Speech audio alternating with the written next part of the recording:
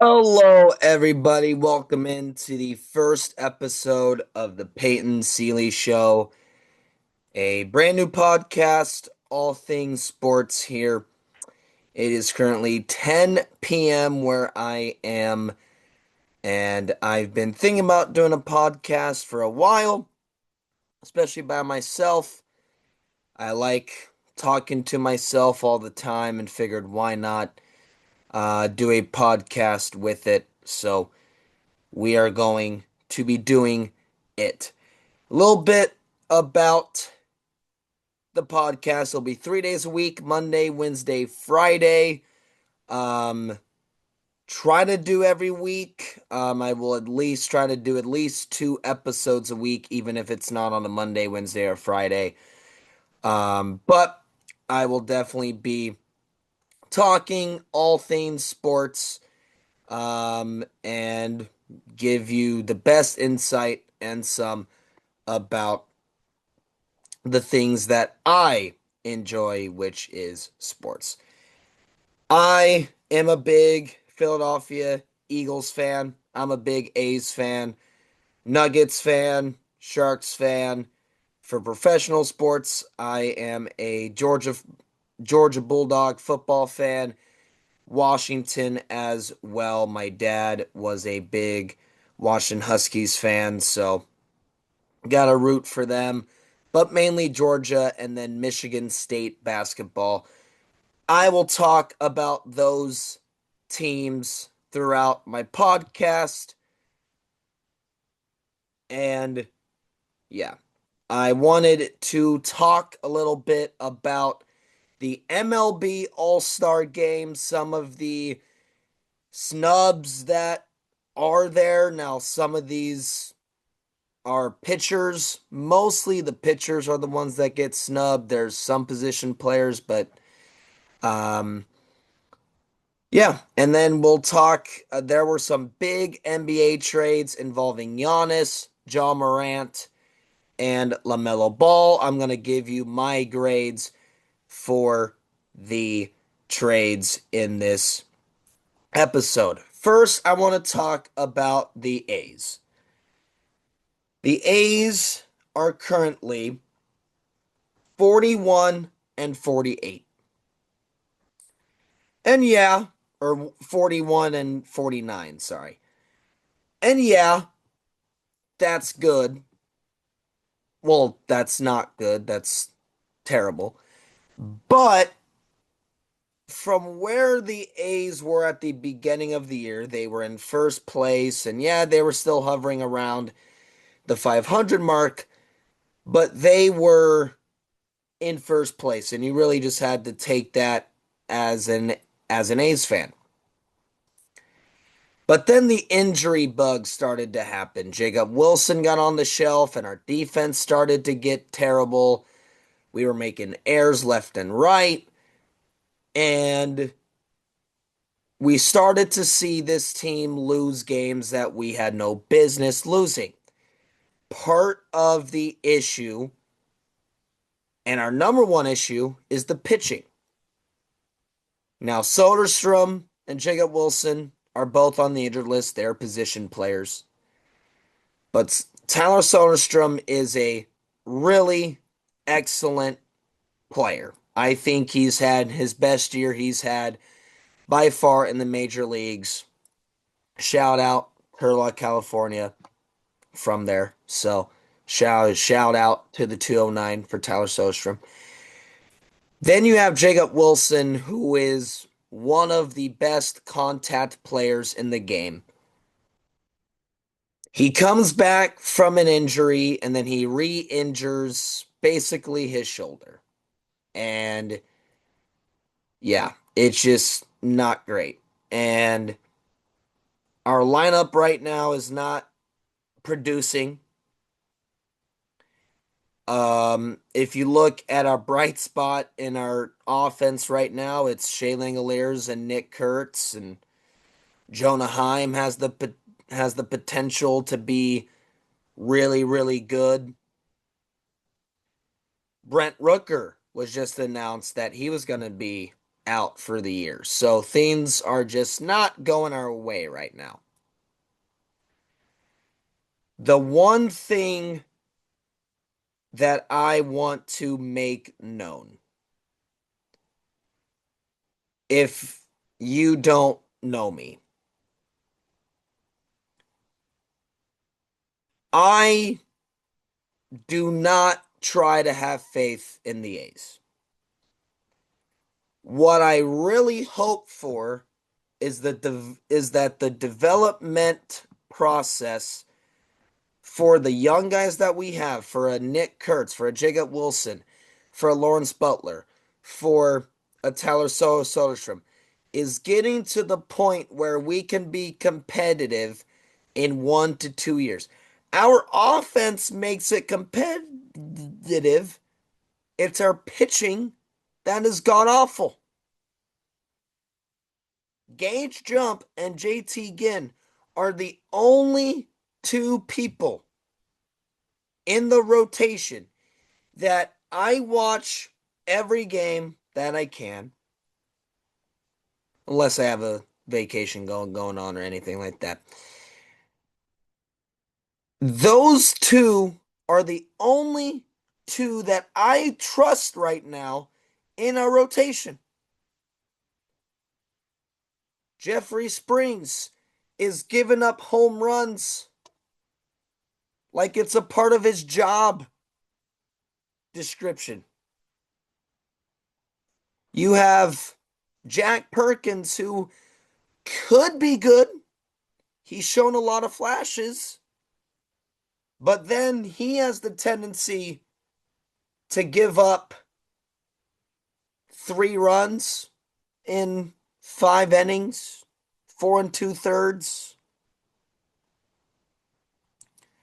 Luis Severino, don't get me started on Luis Severino. I don't like him. But every fifth day, outside of JT Ginn and outside of Gage Jump, those are the only two people that give a realistic chance for this offense to score 3, 4 runs and give us a chance to win games 4-1, 4-2, or 3-0, whichever one. But what makes it even worse is the bullpen guys. There is not one guy in the bullpen that I trust right now to get outs. Mason Barnett is good, but he's been giving up runs. He gave up, I think, 4 the other night against the Marlins.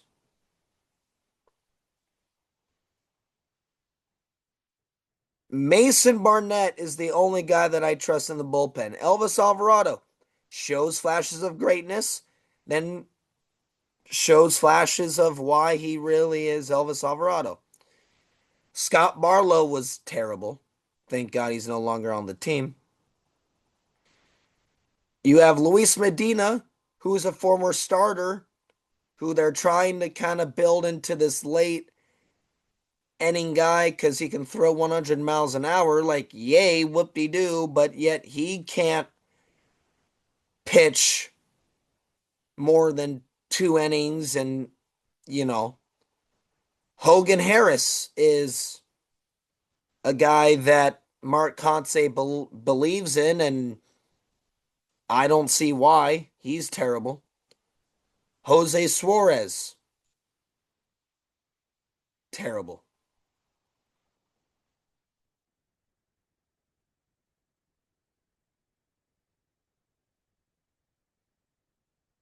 There is not one guy in that bullpen that I can sit here and say, I trust him to come in the bottom of the ninth and get outs. I mean, that should, you know, we had a guy last year by the name of Mason Miller. How many games have we blown in the top or bottom of the ninth because of our bullpen? A lot. And that could be the difference between the A's winning the division a division that they're still in up for grabs because the American League West is terrible. But again, just if we had a better pitching staff, who knows what this team would do? Because we know what this offense is capable of. And at the trade deadline, you have to be able to, you know, make the move of, hey, we have the offense, we just need the pitching, which I'll talk a little more about some of the guys that the A's could end up grabbing um, if they really wanted to buy and try to make a push for a wild card if they really wanted to. But that is my A's rant for this episode. Now I'm going to talk about the All-Star game. There were not a lot of people that I really were shocked that they were on it. I think if I were to pick one, it'd probably be Sal Stewart.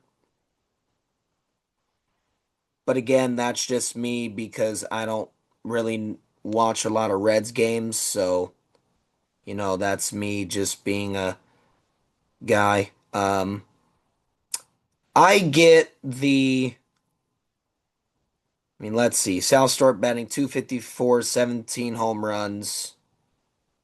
Yeah, I don't get why he's an all-star. That's a little interesting. Let me do the MLB All-Star rosters, then I'll kind of tell you. There's 26 first-timers on the All-Stars, which, made sense.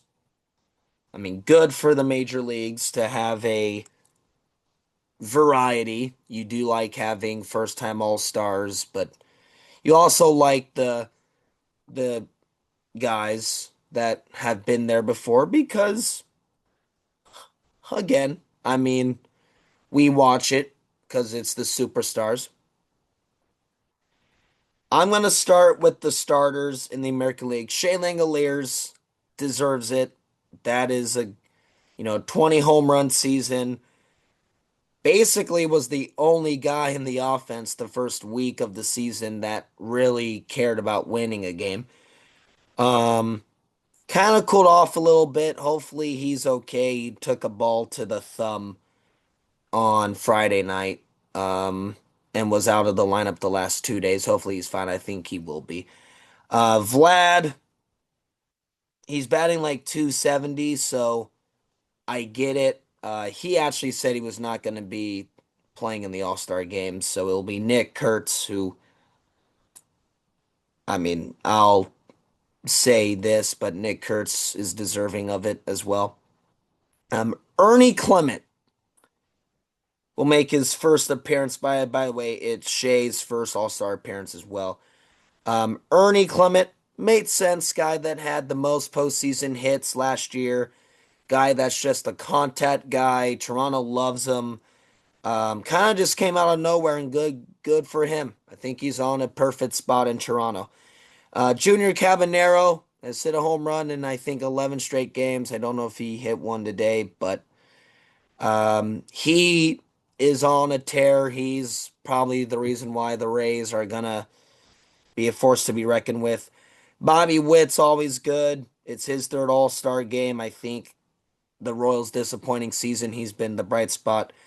It's Trout's first All-Star game since I think it was like 2020 or 2019, although he's been out since June 18th, but they say he should play in it, so would be fun if his first game back was um was in the All-Star game. I would have found that funny. Buxton and then Aaron Judge. I don't think Judge is playing because he's hurt. And then Yordan Alvarez, who is killing the ball. National League, Drake Baldwin, he's having a great year. I don't have any problem with that. Freddie Freeman makes his 10th All-Star game. Again, don't have a problem with that. Ozzy, don't really know much about that. Let me check him out real quick. Well, Freddie Freeman is batting 293, so makes sense. Max Muncy's batting 268, but again, he's having a solid year. Says 17 home runs. Yeah, he's pretty good. Ozzy Albies. Check him out real quick. 271. OPS is OPS is 767. Yeah, that's okay. He's deserving of it. CJ Abrams is having himself an amazing year in Washington. He definitely deserves it. Brandon Marsh is having himself a year as well. Plus, you have to have a Philadelphia Philly starting because it's in Philadelphia.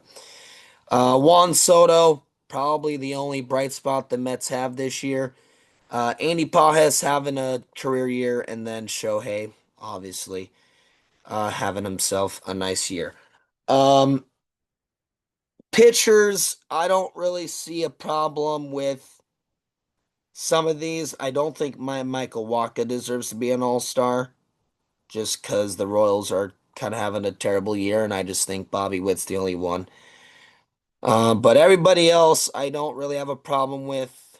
Um, National League, again, I mean, everybody kind of deserves it. I would definitely like the National League pitching staff because, man, Dave Roberts could go with anybody, really. I mean, I think Miz is going to be out for the All-Star game. I think they said that because I think he's starting tomorrow and then he'll probably start again. Um,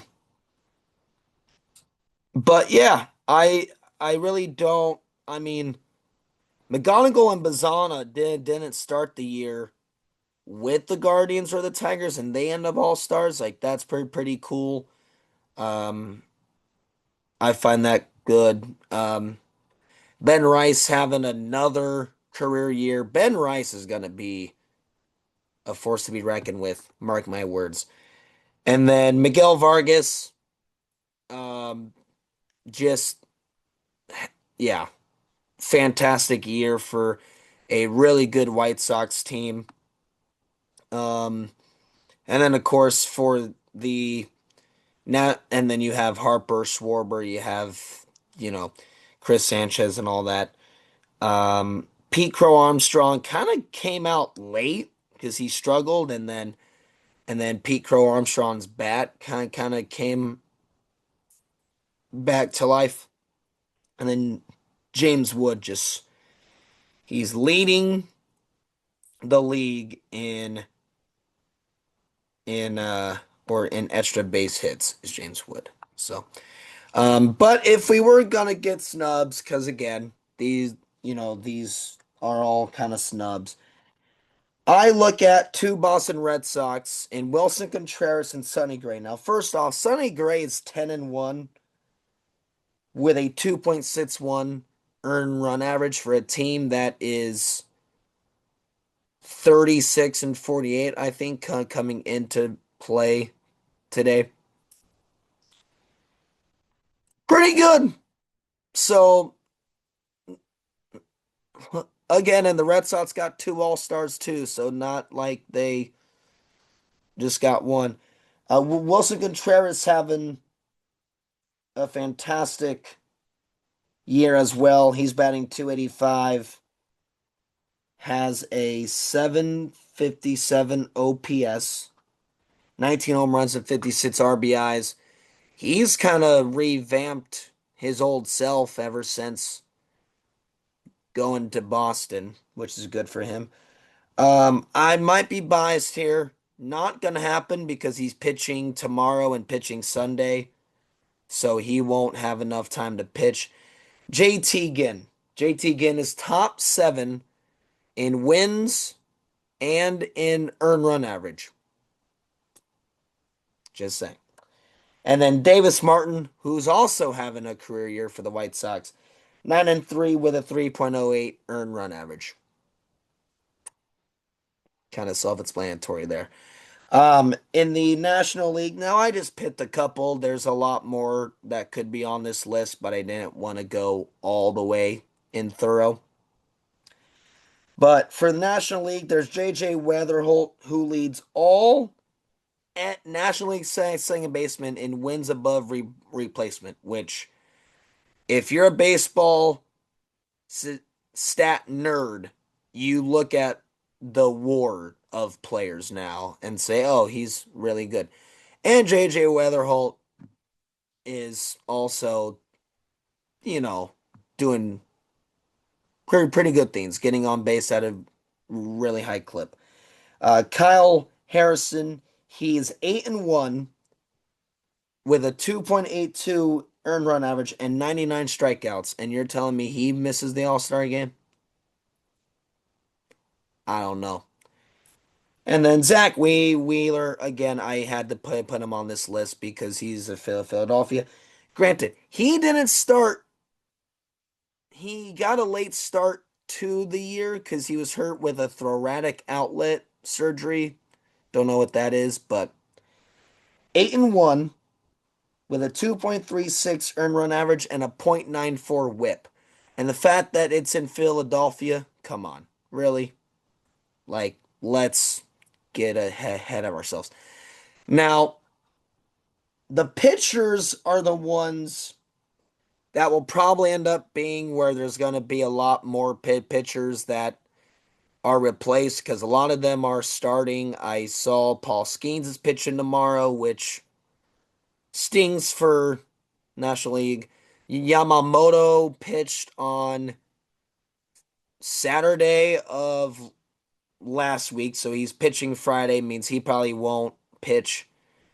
Miz said he wasn't starting.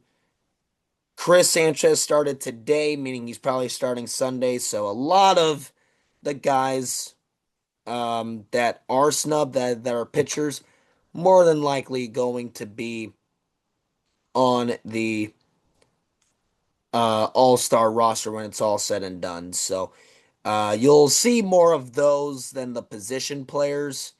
But again, some position players, you know, um, could opt out late just because a lot of them don't like they find it cool that they're in the All-Star game, but a lot of them take the time to be with their family because it's their only time that they have to be with their family for consecutive days and stuff. So you have to respect that as well. But yeah, the All-Star game is one of my favorite events the whole entire weekend.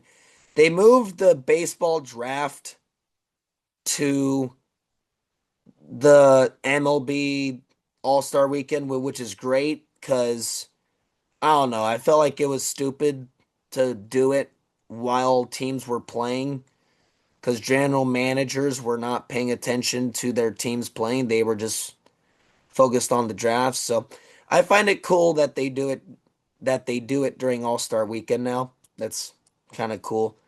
Um, yeah, and then the home run derby is now better than the slam dunk contest because yeah, but that's a conversation for another day. All right, shifting gears to my final topic before I call it a night. Three major trades happened in the NBA. I almost said baseball again. The NBA had three major trades. Now, you could say major trades depending on the names. If you call these superstars, then great. If you don't, then don't listen.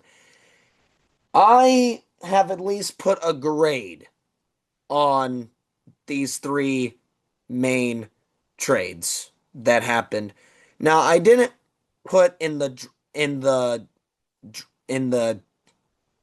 in my draft grade like the picks they got because I didn't want to write all that down. But the first trade we're going to look at is John Morant going to the Portland Trail Blazers. Now, this is good for the Memphis Grizzlies because I don't know, just John Morant came out of Murray State as a guy that could have been the next greatest point guard in NBA history. He had the flair, he had the swag, he had everything. He had the hops of a guy that was going to be a fan favorite. And off the court issues, staying on the court has been a major issue for the Memphis Grizzlies. And that kind of played a factor in what they got for him. John Morant goes to the Portland Trail Blazers, and Jeremy Grant and Chris Murray go to the Memphis Grizzlies. Now, it is sad that that's what the market of John Morant comes to, and I'm not hating on who Memphis got because I was a big Jeremy Grant guy, and I think Chris Murray has potential. But think about if John Morant could stay on the court and stay off the all the guns that he has. If he didn't have all those issues, imagine what Memphis could be. Imagine what John Morant could be. And imagine what the trade market for John Morant could be. I graded it though for Portland a B plus. I mean, there's risk and reward. The risk is all the issues that you're dealing with John Morant and his off the court issues and the on and all the so-called injuries that he has. The reward is you get a guy who is still young. I mean, how old is John Morant? Let's see right now. He has to be like 26. John Morant is 26 years old. There you go. So we're talking about a guy that should be in his prime. So there's the risk and reward factor. And the good news for Portland is there's nothing fun to do in Portland. So you probably don't have to worry about John Morant going around and flashing his guns. But yeah, it like there's a risk and a reward factor if it works. For Memphis, I did write a D minus, but I feel like that's a little harsh. It's a C minus because I like Jeremy Grant. Chris Murray's got some potential. It's just sad that this is what the market is for John Morant now, knowing that he could have been really, really good. That's the tough part.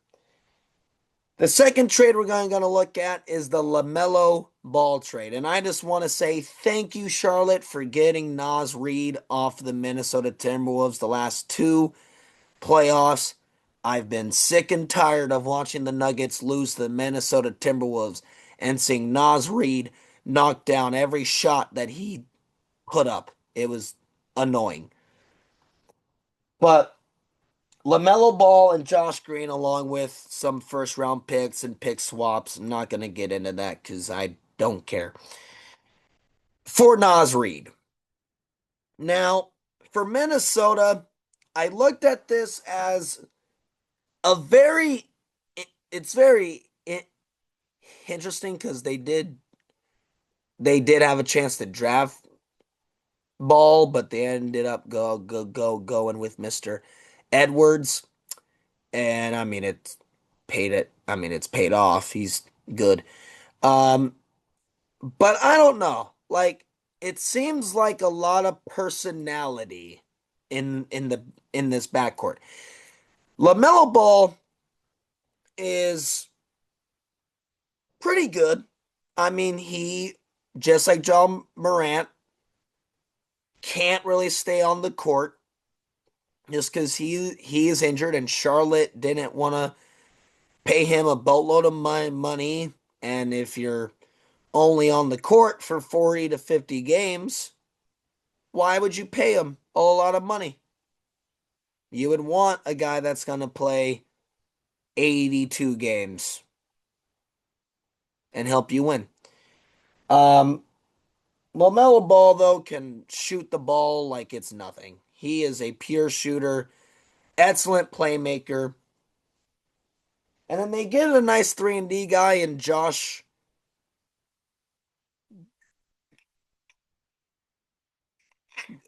Green. And Josh, sorry, my stutter's messing it up. But if you read the trade, you know. LaMelo Ball, it gets a B plus. I think as a player, he's really good. I just don't really know if this backcourt is going to work out. Um, for Charlotte, it's a C minus. I really think it's just strange because of the year they had. Like, I get that they made the play in, but they did win. I know they didn't go on to the playoffs, but they had the best year that they've had in probably a decade.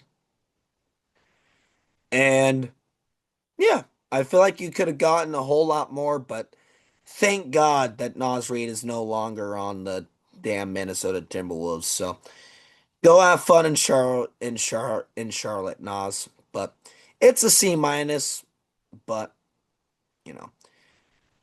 Could be better, but I just again, like I said, I just don't know what the fit is for LaMelo Ball.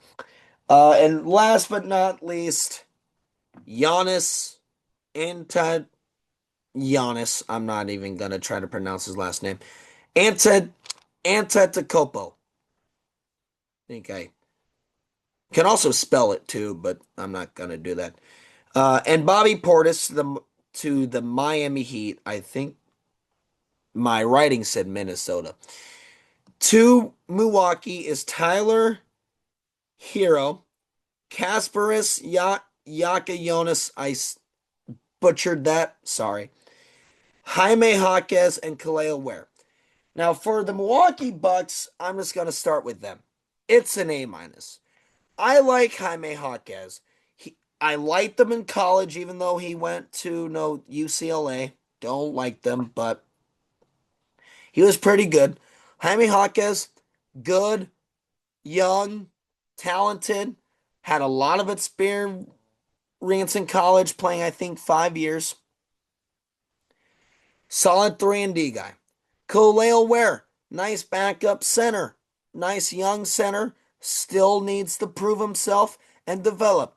Tyler Hero, we know what he can do. He's a good playmaker. He can shoot the ball. And Kasparis Yakionis, he's still young. What the Milwaukee Bucks got was three guys who they can develop and build a team around. For a guy like Giannis, and if you're a Heat fan, you probably don't like to see Kaleo Ware go because who's going to play those minutes behind Bam? You probably didn't like to see Jaime Jaquez go because of the bench shooting. You probably didn't like to see Tyler go because you know what he can do. It's an A minus for me. I mean, yeah, they got probably the best haul that they could have gotten for him. And I know Jaylen Brown could have been probably a really good haul, but I think if you're the Milwaukee Bucks, you're in a chapter now where you gotta be young. You gotta be youthful. You gotta build for the future. You're in the Eastern Conference. You could win 35 games and still make the play-in tournament with Tyler Hero. You can do that. Now I don't know who else is on the Milwaukee Bucks outside of Giannis, so that will be a little bit of a challenge. But you're in the Eastern Conference. You have guys that you can develop. They had a great draft, too, by the way. Braden Burries and Nate Hayment can come off the bench, give you some shooting. For the Miami Heat, it's a B minus. Giannis is not as good as he used to be, obviously. Think he's like 32 or something. Like that. Let's prove it up right now. Again. I got I got Jaw right, so let's see. 32. He's 31. Oh, shoot. Um Gian Giannis again though. Like Giannis is good. You know what you're getting defensively. He's long, he's lengthy, he's improved as a shooter. He's gonna be this Miami team is gonna be really good defensively because Bam's a good defender. Giannis is just so long that no, he will steal the ball. Andrew Wiggins is really good at defense. Davion Mitchell is a nice young defender. And you're coached by Spoelstra. The Miami Heat made this move where they wanted to stay relevant in the Eastern Conference, and they thought with the team that they had that they couldn't do it.